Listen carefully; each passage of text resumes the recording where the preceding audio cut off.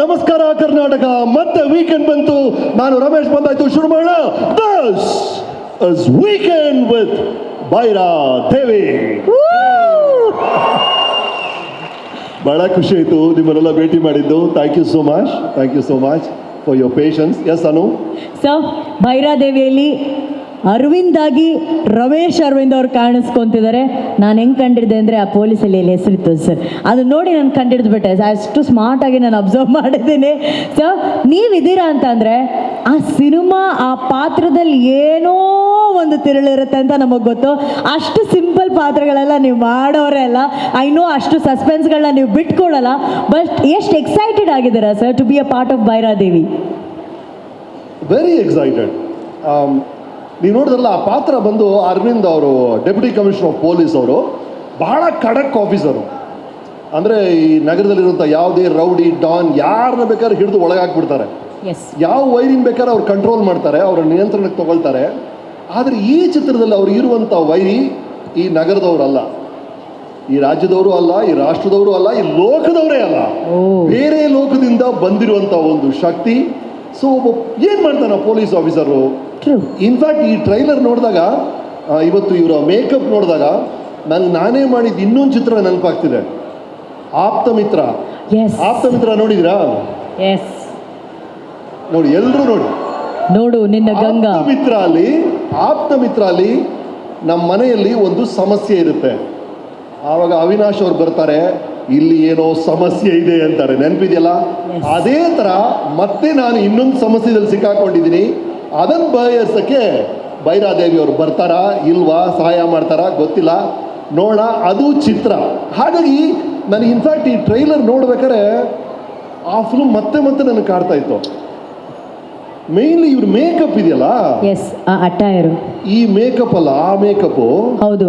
Kali makeup ಅಲ್ಲಿ ರಾಧಿಕಾ ಅವರು shoot ಮಾಡಿ ಬರ್ಬೇಕಾದ್ರೆ ಮಾತಾಡ್ತಿದ್ರೆ, ಮೇಡಮ್ ದಯವಿಟ್ಟು ಮೇಕಪ್ ತೆಗೆದು ಬನ್ನಿ ಆಮೇಲೆ ಮಾತಾಡೋಣ ಅಂತ ಹೇಳಿ. ಅಷ್ಟು same thing use to happen with Soundarya ನಾಗವಳ್ಳಿಯ ಲಾಸ್ಟ್ ಕ್ಲೈಮ್ಯಾಕ್ಸ್ ಇದೆಯಲ್ಲ, ರಂಗೋಲಿ ಎಲ್ಲ ಮಾಡ್ತಾರಲ್ಲ, ಆ ಮೇಕಪ್ಪಲ್ಲಿ ಶಾರ್ಟ್ ಮಧ್ಯೆ ಬಂದು ಮಾತಾಡೋಕ್ಕೆ ಬಂದರೆ ಭಯ ಆಗೋದು ನಮಗೆ.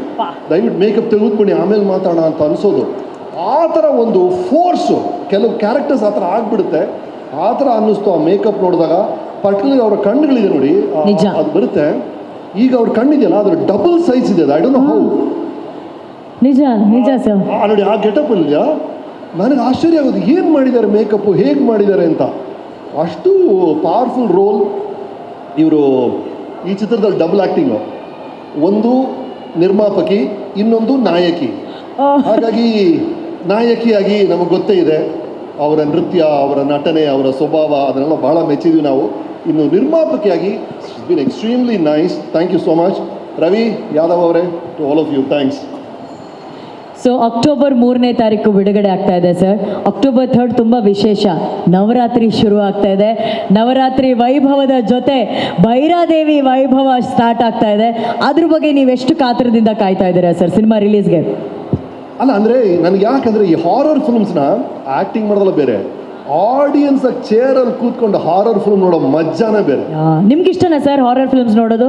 ಅಲ್ಲ, ಚಿಕ್ಕ ವಯಸ್ಸಲ್ಲಿ ಎಕ್ಸಾಸಿಸ್ಟ್ ಅಂತ ಒಂದು ಪಿಕ್ಚರ್ ಬಂದ್ಬಿಟ್ಟು, ನಾವೆಲ್ಲ ಏನೋ ಒಂದು 7ನೇ ಕ್ಲಾಸ್ ಏನೋ ಆ ಟೈಮಲ್ಲಿ 5 ಜನ ಜೊತೆಗೆ ಫಿಲ್ಮ್ ನೋಡೋಕೆ ಹೋಗಿದ್ದೀವಿ. 5 ಜನ ಹುಡುಗರು. ಅಲ್ಲಿ ಆ ಎಕ್ಸಾಸಿಸ್ಟ್ ತಲೆ ಕೊರ್ರಂತ ಹಂಗೆ ತಿರುಗಿಬಿಡುತ್ತೆ. ಅದು ನೋಡ್ಬಿಟ್ಟಿದೀವ ನಾವು. ಅಲ್ಲಲ್ಲೇ ಮಜಾ ಮಾಡಾಯ್ತು. ಬರ್ತಾ ಇದ್ದೀವಿ ಬಸ್ಸಲ್ಲಿ, ಆ ಗಾಂಧಿ ಬಜಾರ್ ಬರ್ತಿದ್ವಿ, 2 ಇಳಿದು ಹೊಟ್ಟೋದ್ರು. ಓಕೆ, ಈಗ 3 ಜನ, ಇನ್ನೂ ಧೈರ್ಯ ಇದೆ. ನೆಕ್ಸ್ಟು 4 ಜನ, ಇನ್ನೂ 2 ಇಳಿದು ಹೊಟ್ಟೋದ್ರು. ಈಗ ಒಬ್ಬರೇ ಇದ್ದೀರಾ. ಅಲ್ಲಿ 5 ಜನ ಜೊತೆಗೆ ಫಿಲ್ಮ್ ನೋಡೋದು ಬೇರೆ, ಹಾರರ್ ಫಿಲ್ಮು. ಒಬ್ಬನೇ ಮನೆಗೆ ಬರ್ತಾ ಇದ್ದೀನಿ. ಅವಾಗ ಬೆಂಗಳೂರಲ್ಲಿ ಪವರ್ ಕಟ್ ಬೇರೆ, ಪವರ್ ಕಟ್ ಆಗಿದೆ. ಆ ಕೊನೆ ಫರ್ಲಾಂಗ್ ಮನೆಗೆ ನಡ್ಕೊಂಡು ಹೋಗೋ ಅಷ್ಟರಲ್ಲಿ ಪ್ರಾಣ ಹೊಟ್ಟೋಗುತ್ತೆ. That is the beauty of a horror film. ಆ ಎಕ್ಸ್ಪೀರಿಯನ್ಸೇ ಬೇರೆ. ನೀವು ರೊಮ್ಯಾನ್ಸ್ ಫಿಲ್ಮ್ಸು, ಆ್ಯಕ್ಷನ್ ಫಿಲ್ಮು, ಅದರ ಮಜಾ ಬೇರೆ, ಅಲ್ಲಿ ಮರ್ತು ಬಿಡ್ತೀರಾ. ಈ ಹಾರರ್ ಫಿಲ್ಮ್ಸ್, ಭೈರಾದೇವಿ ಅಂತ ಚಿತ್ರವನ್ನು ನೀವು ಥಿಯೇಟ್ರಲ್ಲಿ ನೋಡಬೇಕು, ಆ ಸೌಂಡ್ ಎಫೆಕ್ಟ್ ಜೊತೆ ನೋಡಬೇಕು, ಅದರ ಮಜಾನ ಅನುಭವಿಸ್ಬೇಕು. Lovely sir. ಆಲ್ಸೋ ನಮ್ಮ ನಿರ್ದೇಶಕರು ಹೇಳ್ತಿದ್ರು, ಕಾಶಿಯಲ್ಲಿ ಒಂದು ದೃಶ್ಯ ನೀವು ಅಲ್ಲಿ ದೃಶ್ಯೀಕರಣ ಮಾಡಬೇಕಾದ್ರೆ, ಚಿತ್ರೀಕರಣ ಮಾಡಬೇಕಾದ್ರೆ, ಕಾಶಿ ಅಂದ ತಕ್ಷಣ ಜೀವನದ ನಗ್ನ ಸತ್ಯಗಳು ಬಹಳ ಎದುರಲ್ಲೇ ಕಾಣುವಂಥ ಒಂದು ಜಾಗ. ಇಷ್ಟೇ ಲೈಫು, ಇದೇ ಲೈಫು ಅಂತ ತೋರಿಸ್ಕೊಡೋಂಥ ಒಂದು ಜಾಗ. What was your visual experience in Kashi sir ಅಲ್ಲಿದ್ದಾಗ? ಅದ್ಭುತ ರೀ. ಎಲ್ಲರೂ ಒಂದ್ಸಲ ಕಾಶಿ ನೋಡಲೇಬೇಕು ಅಂಥ ನಗರ ಅದು. ವರ್ಲ್ಡ್ಸ್ ಫಸ್ಟ್ ಸಿಟಿ ಅದು ಅಂತ ಹೇಳ್ತಾರೆ. ಅದನ್ನು ನೀವು ನೋಡೋಕ್ಕಾಗಲಿದ್ರೆ ಈ ಫಿಲ್ಮ್ ನೋಡಿ. ಅಟ್ಲೀಸ್ಟ್ ಕಾಶಿನ ಬಹಳ ಚೆನ್ನಾಗಿ ಕ್ಯಾಪ್ಚರ್ ಮಾಡಿದ್ದಾರೆ ಡೈರೆಕ್ಟರು. ಒಂದು 5-6 ನಿಮಿಷದಲ್ಲಿ ಇಡೀ ಕಾಶಿಯ ಬಗ್ಗೆ ವಿವರಣೆ ಕೊಟ್ಟಿದ್ದಾರೆ ಆ ಚಿತ್ರದಲ್ಲಿ. ಇವರು ತೆಗೆಯೋ ಶಾರ್ಟ್ಸ್ ಎಲ್ಲ ಹೆಂಗಿದೆ ಅಂದರೆ, ಆ ಮಣಿಕರ್ಣಿಕಾ ಘಾಟ್ ಅಂತಿದೆ, ನಾನು ಇದ್ರ ಬಗ್ಗೆ ಇನ್ನೊಂದು ಕಡೆ ಕೂಡ ಮಾತಾಡಿದ್ದೀನಿ, ನೀವು ಅದನ್ನು ನೋಡ್ತೀರಾ. ಅಲ್ಲಿ ಒಂದು ದೇವಸ್ಥಾನ ಇದೆ. ಎಲ್ಲ ದೇವಸ್ಥಾನ ಹೀಗಿದ್ರೆ ಈ ದೇವಸ್ಥಾನ ಈಗ ವಾಲಿದೆ. ಲೀನಿಂಗ್ ಟವರ್ ಆಫ್ ಪೀಸ್ ಆಗಿಂದ ಜಾಸ್ತಿ ವಾಲಿದೆ ಅಂತ ಹೇಳ್ತಾರೆ. ಅದ್ರ ಹಿಂದೆ ಒಂದು ಬ್ಯೂಟಿಫುಲ್ ಕತೆ ಹೇಳ್ತಾರೆ. ಅಲ್ಲಿ ಒಬ್ಬ ರಾಜ ಇದ್ದಂತೆ, ರಾಜ ಮನ್ಸಿಂಗ್ ಅಂತ. ಇವನು ಅವನ ತಾಯಿ ಕಂಡ್ರೆ ಬಹಳ ಇಷ್ಟ ಅವನಿಗೆ. ಅಬ್ಬಾ, ನಮ್ಮ ತಾಯಿ ಗ್ರೇಟ್ ಎಲ್ಲದಕ್ಕಿಂತ ಅಂತ. ತಾಯಿಗೆ ಏನಾದ್ರು ನಾನು ಹಿಂದ್ಗಡೆ ನಾನು ಮತ್ತೆ ಒಂದು ಏನಾದ್ರು ಗಿಫ್ಟ್ ಕೊಡಬೇಕು ಅಂತ ದೇವಸ್ಥಾನ ಕಟ್ಟಿಸ್ತಾನೆ. ದೇವಸ್ಥಾನ ಕಟ್ಟಿಸ್ಮೇಲೆ ಒಳಗೆ ಹೋಗ್ತಾನೆ. ಅಬ್ಬಾ, ಇವತ್ತು ನನ್ನ ತಾಯಿಯ ಋಣ ತೀರ್ತು ಅಂತಾನಂತೆ. ಅವನು ಹೇಳಿದ ತಕ್ಷಣ ದೇವಸ್ಥಾನನೇ ವಾಲ್ಬಿಡ್ತಂತೆ. ಏ ದಡ್ಡ, ಹೆಂಗೋ ತಾಯಿ ಋಣ ತೀರಿಸ್ತೀಯ, what a fool you are ಅಂತ.